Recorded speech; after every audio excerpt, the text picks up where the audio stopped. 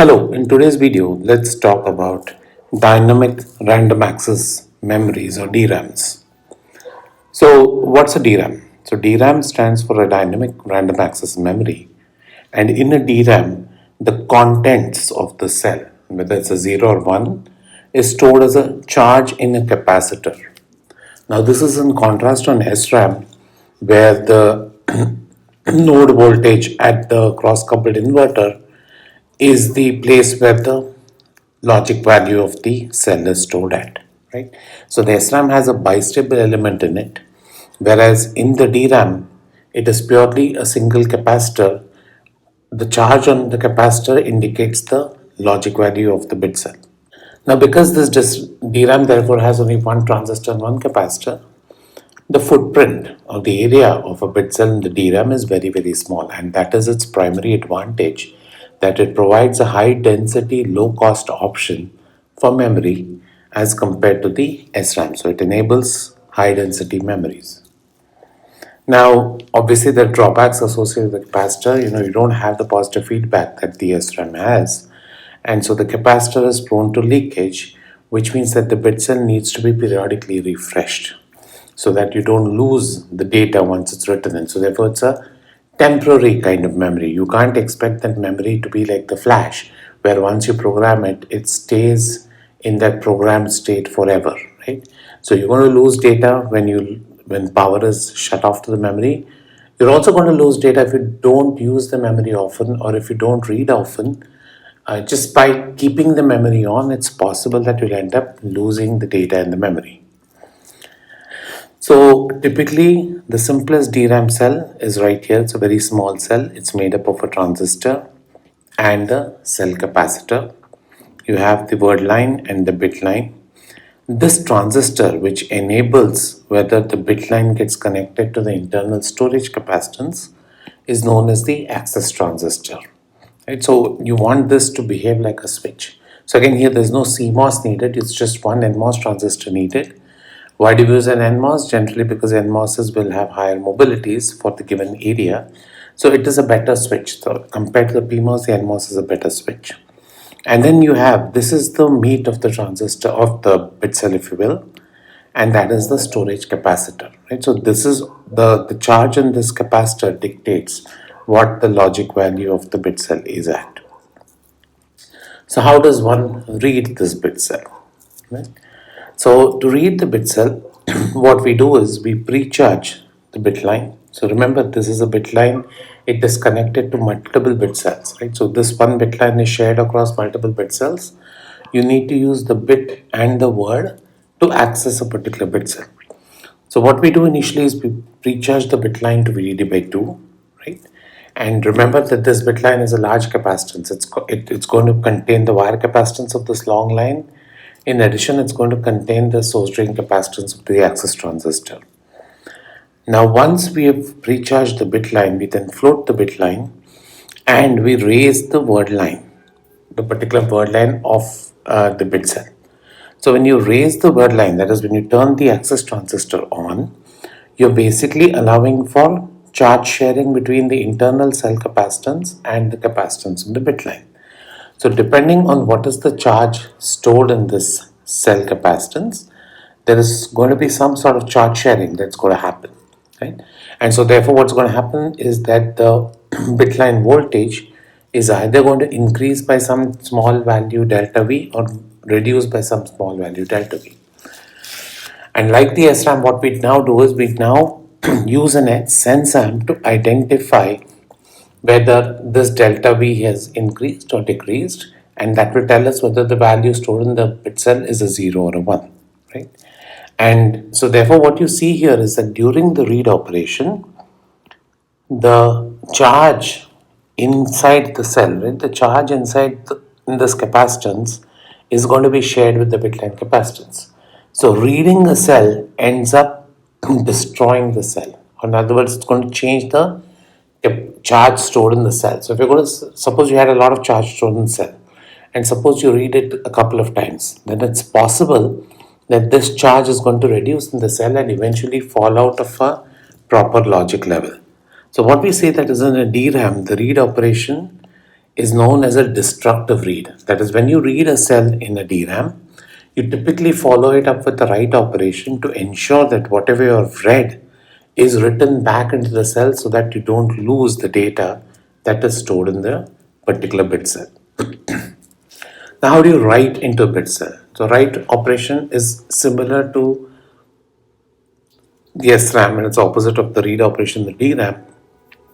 So, what we do first is we load the value of the bit we want to write in onto the bit line. So, we either load the bit line, raise the bit line to VDD, or we keep the bit line at 0, right? So, that's going to indicate whether this cell capacitance is going to charge up to VDD or the cell capacitance is going to remain close to 0.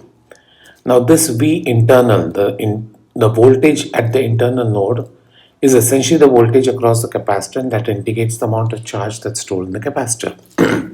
So once we put the value that we need to write into the bit cell on the bit line, we now raise the word line.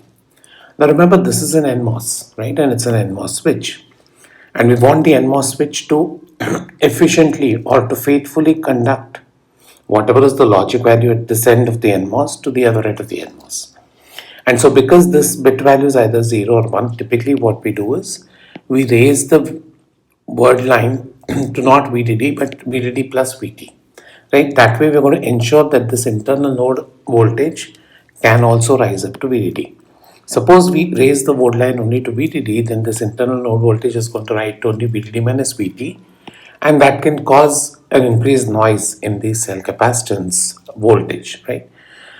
So we raise the word line to VDD plus VT, and that way now what happens is that this charge on the bit line is shared with the charge in the cell capacitor and the cell gets written. Now, how fast the cell gets written really depends on this. So it's an RC circuit, right, if you will. So how fast the cell gets written depends on this resistance that this transistor provides during the switching transition. Now, typically the DRAM is not optimized for fast reads, fast writes.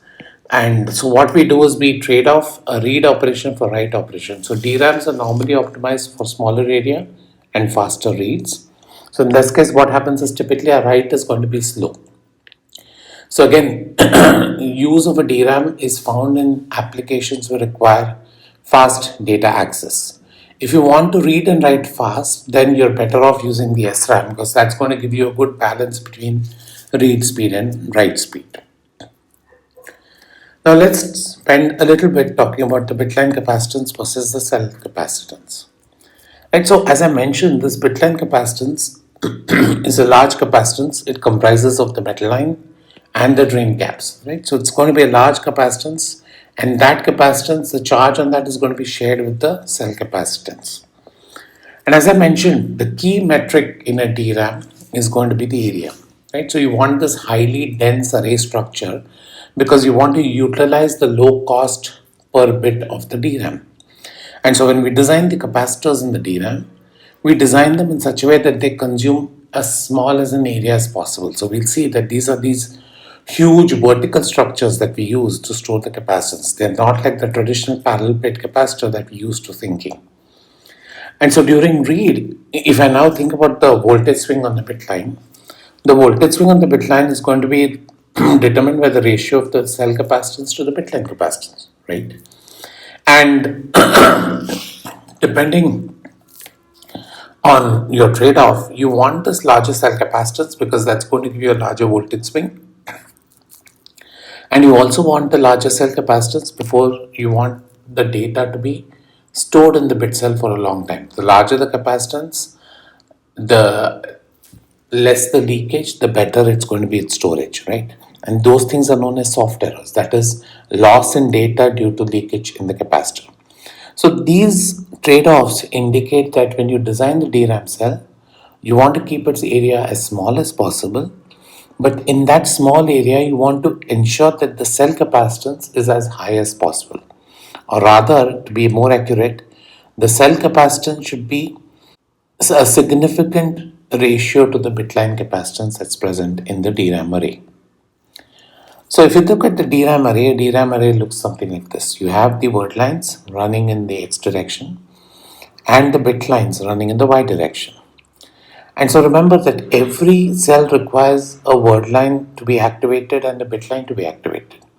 So if you think about the circuitry that is required for word line coding, right? So you're going to have an address coming in that needs to be decoded, and then you need to drive this large capacitance that is sitting on the word line.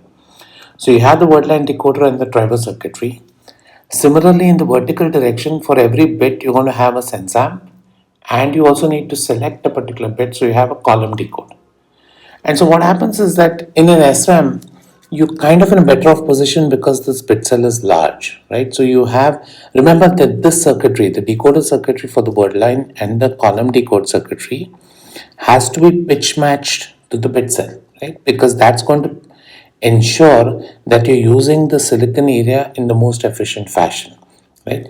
Otherwise, what's going to happen is that the area, you're not going to be able to utilize the dense bit cell. Right? So if you want to utilize the dense bit cell, you want to ensure that this wordline decoder, the height of this wordline decoder is about the same as the height of the bit cell layout, and similarly the column decoder and sense amp has the same width as the bit cell. And when the DRAM bit cell is small, this imposes a pretty stringent requirement on the layout of the logic that is present outside the bit cell. And so normally when you design DRAM arrays, this designing the periphery of the bit cell of the DRAM is a very challenging task. And you'll see that as the years have gone by, in addition, so if you see DRAM performance has been improved not only because of bit cell improvement, but you'll see a lot of improvement also comes from the periphery, from the non-bit cell part of the circuit. You can speed it up, you can use high K metal gate, etc., so as to make the circuitry better and better, standard logic improvements, and that gives you a better DRAM part, if you will. Now, like the SRAM, we normally don't use one big DRAM with tons of word lines and tons of bit lines, because then the word lines will be long, the bit lines will be long, they'll have resistances, they'll have capacitances, they end up causing a lot of delays, right? So you don't want the fast read time of the DRAM to be colored because your word line took a long time to charge up or your bit line took a long time to charge up. So what we do is, like the SRAMs, we break these DRAMs into smaller subarrays, and primarily because it's a trade-off between density and performance. So when you break something into subarrays, they are going to consume more area, but at the same time you're going to get a better performance. Or what we say is, we amortize the decoders and the sense amp to reduce the area overhead at the cost of speed. And what we want to do is, obviously we want to reduce the power that's being consumed in the DRAM during its read operation. Again, remember, this is a fast read, right? So you want read to happen quickly, and you want to use this fast read means you want to read often. And so therefore what's going to happen is, you want this low swing if possible on the bit lines. That way you don't consume a lot of power during read, and then your read operation also gets faster. Obviously, the trade-off with this low swing on the bit line, as we saw in the SRAM's video, is that a low bit line swing is going to suffer from a poor noise margin. So we look at three specific bitline designs, the open design, the folded design, and the twisted design, that offer a trade-off between area and noise margin. And we'll see that over time, designs have moved from an open to basically twisted bit logic. So this is the open bitline structure. So you see there are two subarrays of the DRAM. And what you see is, there is a single SRAM sense amp array here. And this one sense amp has one bit line shared by one subarray on top and one bit line shared by one subarray at the bottom, right?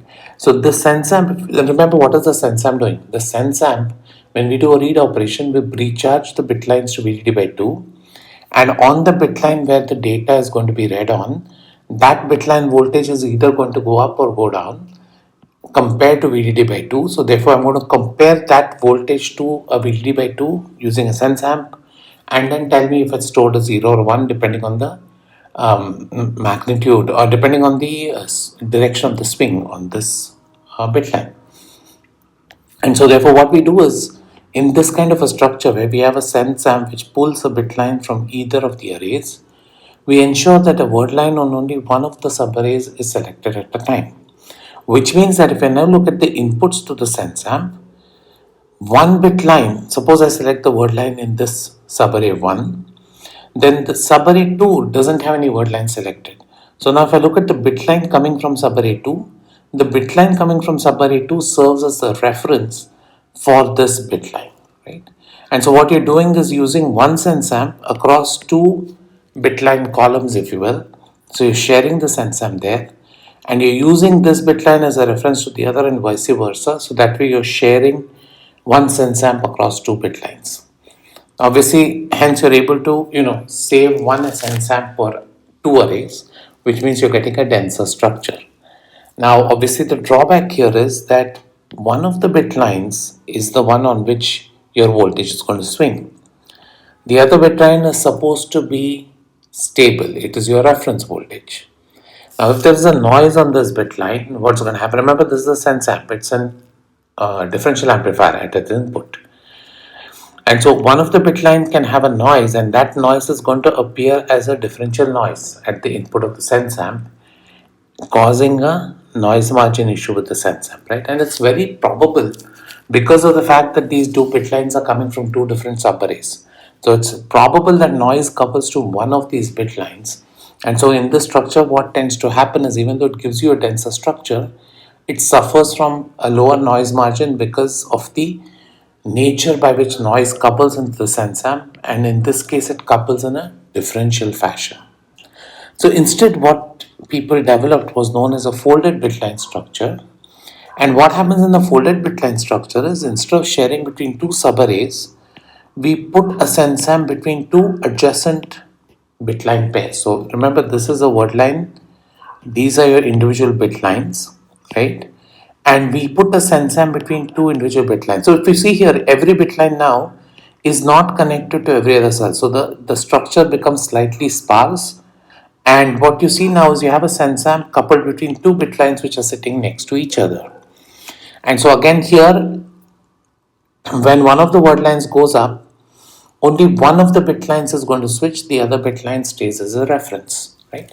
And because these two bit lines are close together in design, they're close together, coupling of noise generally happens on both bit lines at a time. So here noise is going to be coupled in a common mode fashion into the sense amp. And if you've designed a good sense amp, it's going to have a good CMRR, which means that it's going to have the common mode rejection is going to be high, which means that the noise coupling, if it's in common mode, it's going to affect the performance of the sense amp less. And so therefore this structure provides a better noise margin when compared to the previous open bitline structure. Now there is still some issue because, for example, if I look at these two bit lines, it's possible that noise can be present on this other bit line. Now when noise couples to this bit line, it is going to interfere with this bit line more than it interferes with this bit line, right? Because of the proximity. This bit line is closer to this victim aggressor. And so therefore what's going to happen is, in that case, noise is going to be coupled here in a differential fashion. And the way we fix that is how we did it in an SRAM, is that when we lay out these two bit lines, we do a twisted fashion of layout.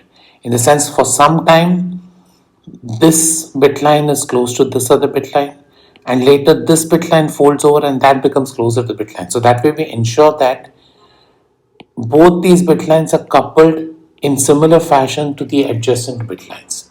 And that way what happens is we further reduce the probability of a noise getting coupled in a differential fashion, and hence you get better noise performance. So the twisted bit line is typically what's used in most designs.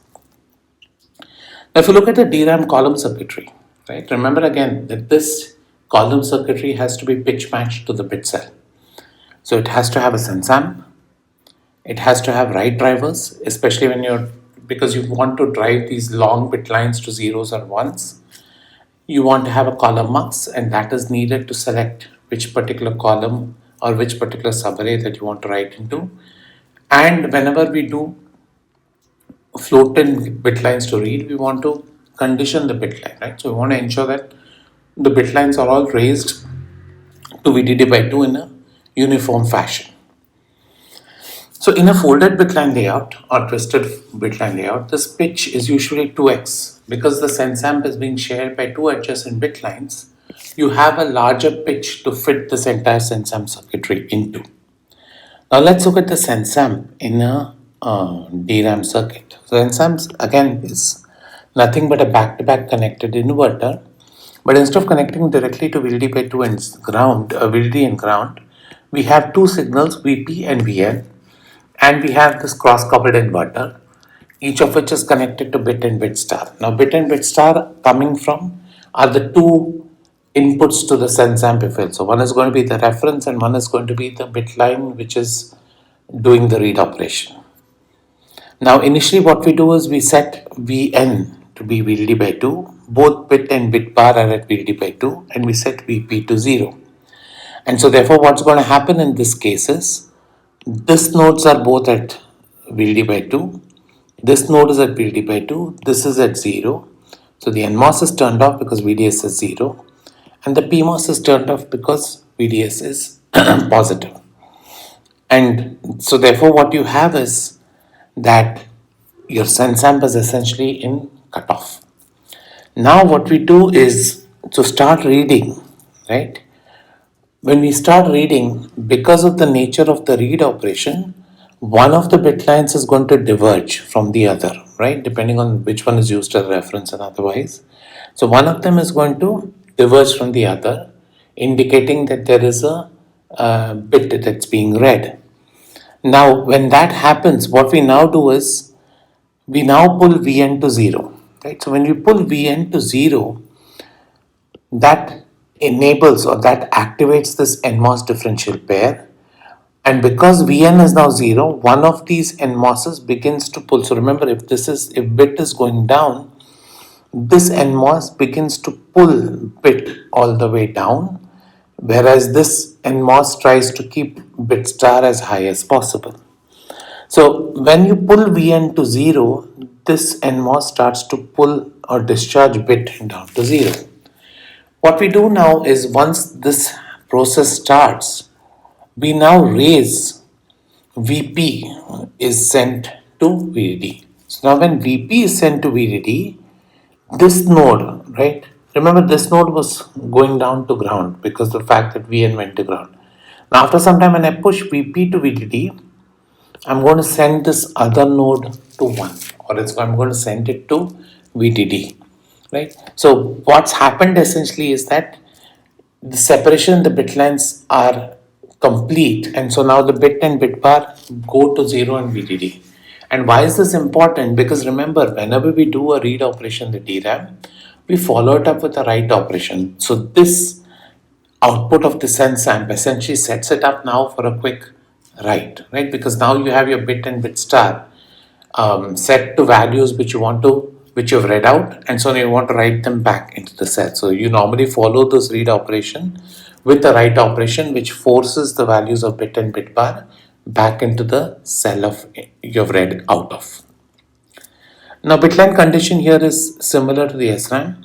Only thing, remember, instead of precharging the bitlines to VDD in the SRAM, here we precharge them to VDD by 2, and we use this equalize signal which consists of two NMOSs, and we have this third NMOS sitting in between to enable sharing between these two nodes such that bit and bit star quickly settle down to VDD by 2. So having this transistor enables us to make this equalization process a slightly faster process because this transistor enables charge sharing between the two.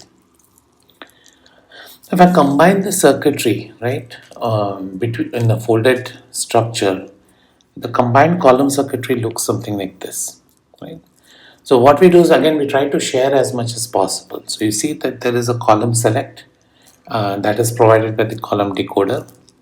What we do is that the equalization circuitry is kept separate in both the subarrays. Again, this is because we're doing it to VDD by 2, we just use NMOS circuits. So we keep them separate. So this subarray has its own equalization, this subarray has its own equalization. We have signals known as ISO1 and ISO2, and these are essentially select signals, if you will, for the subarray. So these ensure that one of the subarrays is only enabled at on time. So we are going to set up the logic in such a way that ISO 1 and ISO 2 are mutually exclusive of each other. And we use them basically on NMOS switches to select the subarray that we want to read or write into. And finally, what we do is to keep the area low, the NMOS pull down, which is part of the sense amp, we keep it shared between the two using this IO and IO star. And this IO and IO star are nothing but the input output ports of the DRAM. And that's where you're going to load your data in when you're writing something into the DRAM, right? And so again, what you see here is that we keep the PMOSs separate for the pull up, but we share the pull down, right? And we share the pull down, and that ensures that our DRAM column circuitry occupies as much less area as possible. Now, if we look at a DRAM cross section, right? This is how the DRAM cross section looks like. As I mentioned, one of the key properties of the DRAM is its high density or its small area of the bit cell. So if you and remember, it just consists of capacitor and transistor. So you see that the bit cell looks substantially different than any logic circuit you've seen, right? And so you'll see that the DRAM process flow typically doesn't share with the CMOS process flow. Most DRAM vendors run their own flow on a non-CMOS process flow. Or if they do it, they're going to have a good isolation between this process where the bitline array is to the periphery. Remember, you always need the periphery to do all the access into the bit cell and vice out. So you'll see that this process will have a certain challenges to integrate with the CMOS process flow. Now, so when we do a DRAM process design, we optimize it for high bit density. So you see that the transistor here looks funny. It's no longer a planar gate, if you will. We have what are known as buried gates. And this buried gates essentially gives you a larger gate length transistor without really changing the gate length, because the channel is in a similar fashion. Now again, you'd ask, why wouldn't it do this in logic? This transistor can be crummy.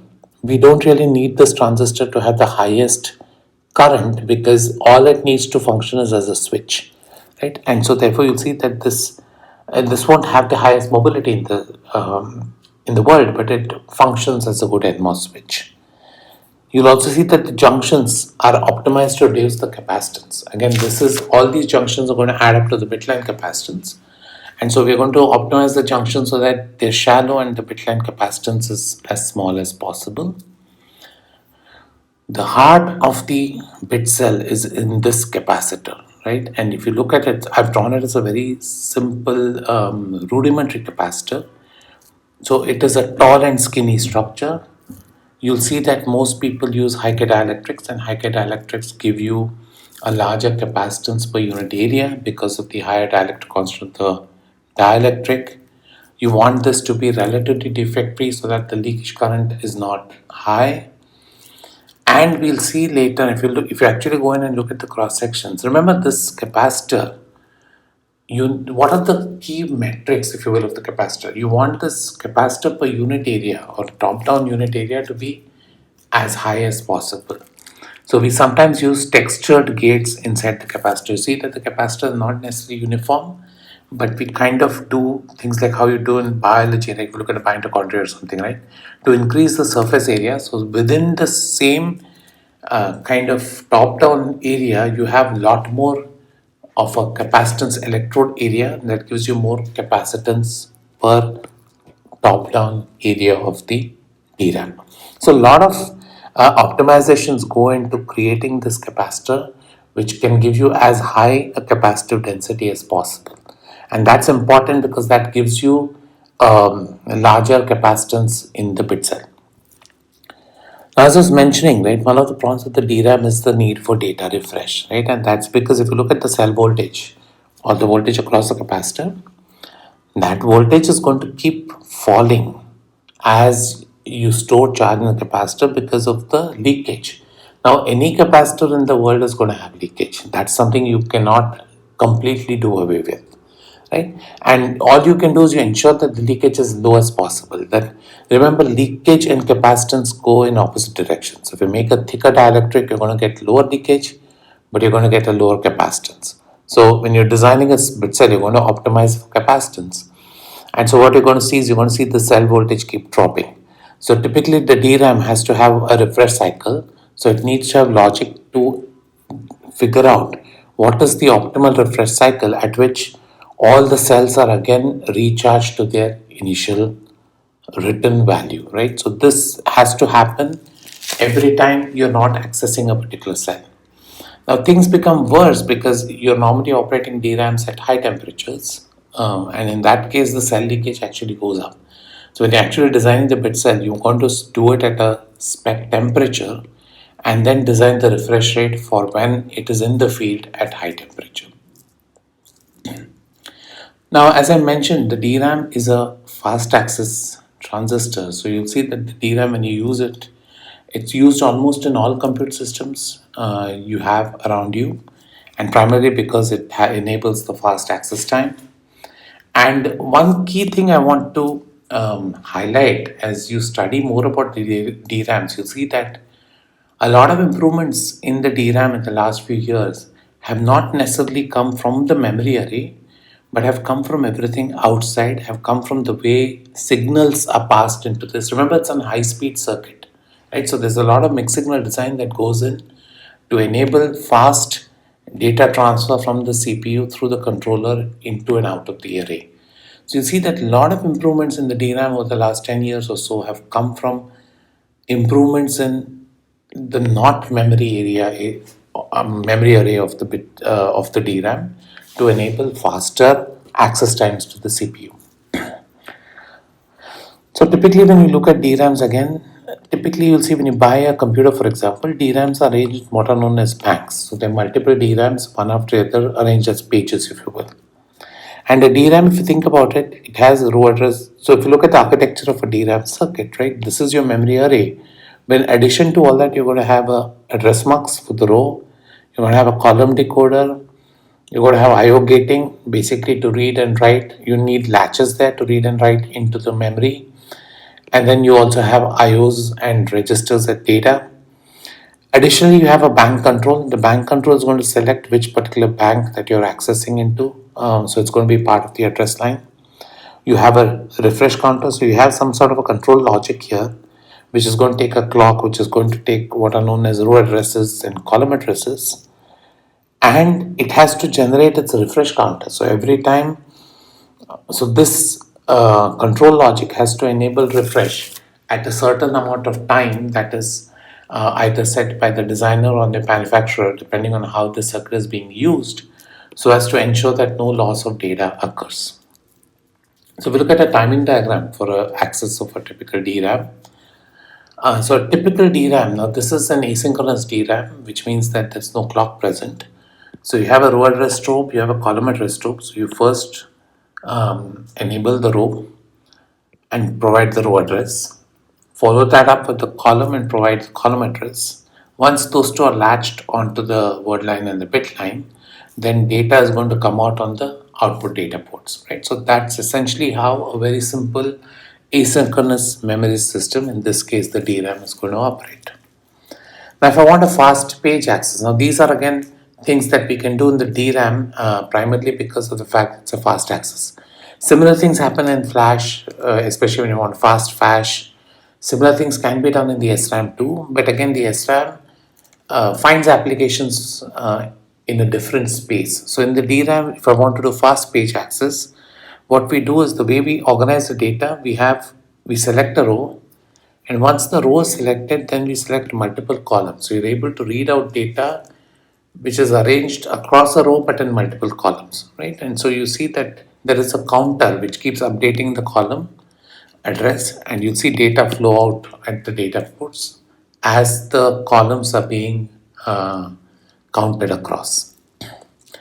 Now let me spend a couple of minutes talking about the types of DRAM, right? So typically the oldest DRAM, if you will, I mean not the one came out of Intel, but if you look at the last 10-15 years, we have what is known as SDRAM, or SDRAM is nothing but synchronous dynamic random access memory.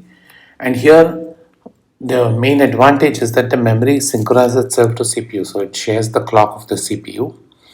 And what that means is that the memory controller knows exactly in the memory cycle when data is going to be available. So because of that, it can efficiently come in and pick the data at the right time and go out. So this enables a good control or a data flow and enables high speed data.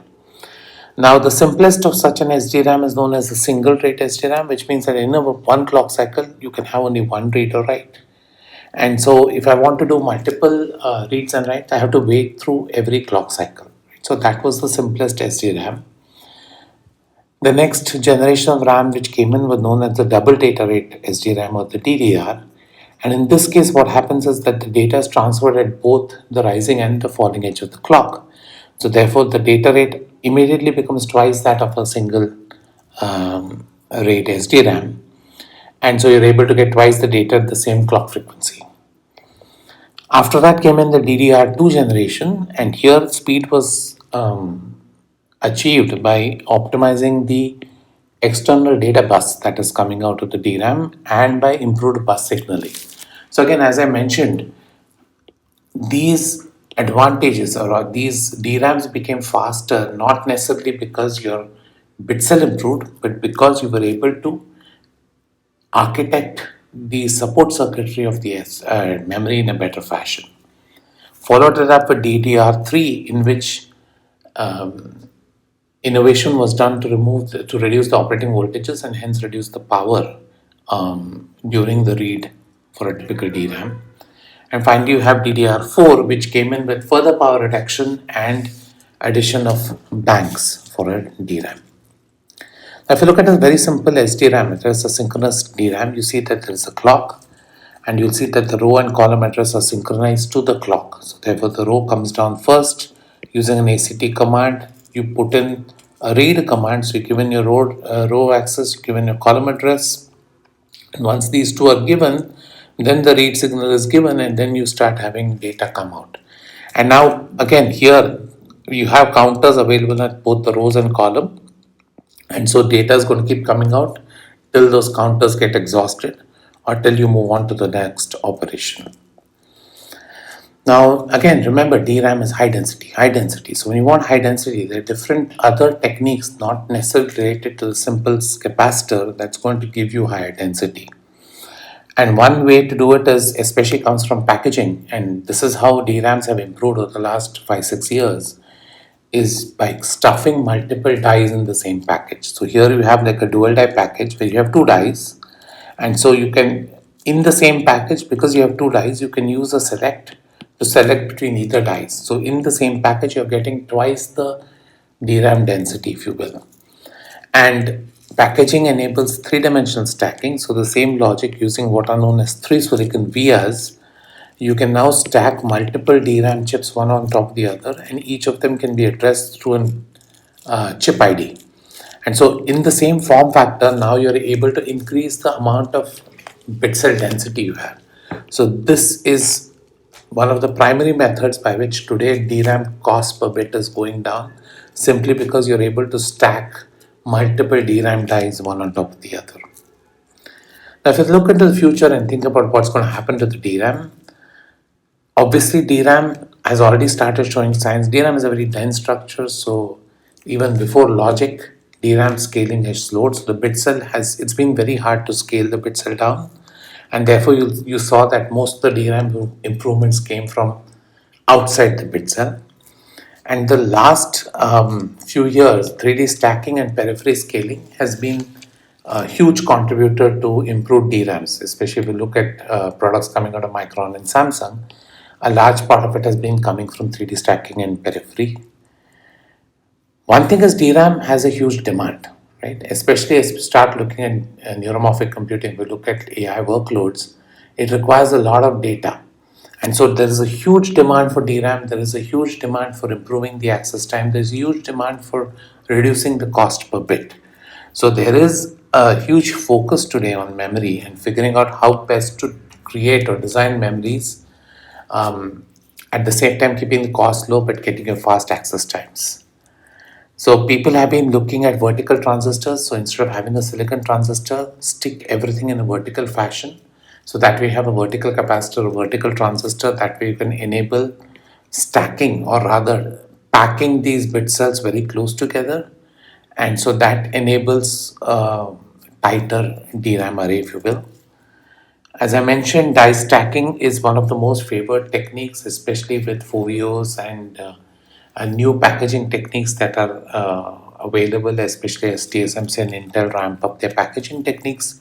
And these will enable stacking multiple dies along with logic close together in the same package, enabling for faster signal times between the various sub-blocks. And we see a lot of focus currently on new memory technologies, some examples being FERAMs and MRAMs, which have new materials, they have newer physics, and you're able to try to maintain the same density but at much reduced power consumption. So, those are the ways by which I think DRAM will scale in the near future.